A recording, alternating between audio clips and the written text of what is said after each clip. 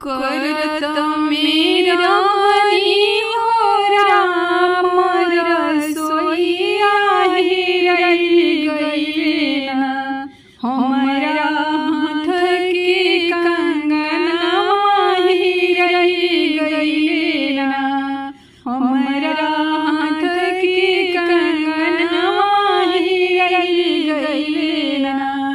मचिया बैठल हो सासु बढ़ैत के गरिया लगली ना, सासु बाबा हो भैया गरिया लगली ना, सासु बाबा हो भैया गरिया लगली ना। कतनो तुई सासु भैया गरिया पुकी आई जहीना, भैया हो तेरे परात की आई जहीना, भैया हो तेरे बिनु सारा की आई जहीना। इतना बचन जब सुनेली सासु बिछड़ी धरली ना, सासु गली में कटवा बिछड़ी धरली ना, सासु गलिया में कटवा बिछड़ी धरली ना।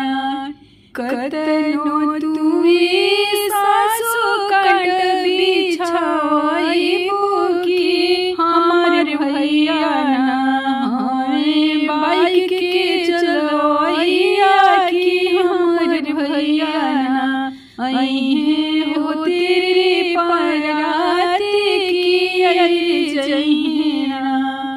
भारत में हो अंगना हेराई गइले कंगना गरिया लगली ना, सासु बाबा हो भैया गरिया लगली ना, सासु भैया हो बाबा गरिया लगली ना।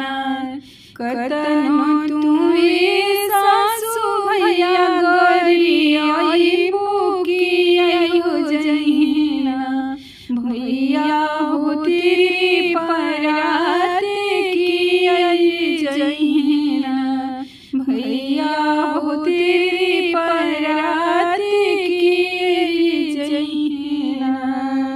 इतना बचन सासु सुनही ना पवली कटाई धरली ना, सासु नदिया हो नलवा कटाई धरली ना। कतनो तुई सासु नदी कटाई पुकी भैया हमरो ना, हमें पानी के पौरैया की भैया हमरो ना, अहीं हो तेरे परात की भैया हमरो ना। करत मेरा हो राम रसोईया हेराई गइले ना, हमरा कान के झुमकावा हेराई गइले ना, की गरिया लगली ना, सासु बाबे हो भैया गरिया लगली ना। कतनो तुई सासु भैया गरिया पुकी आई जहीना, भैया हो तेरी परात की आई जहीना, भैया हो तेरे बिनु सारा की आई जहीना।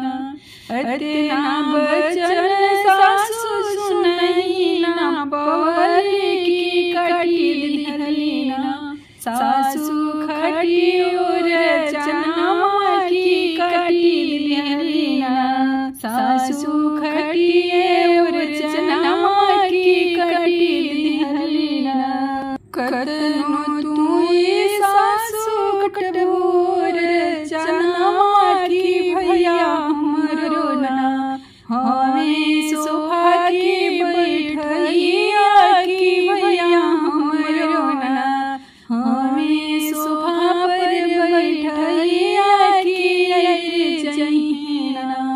हो कि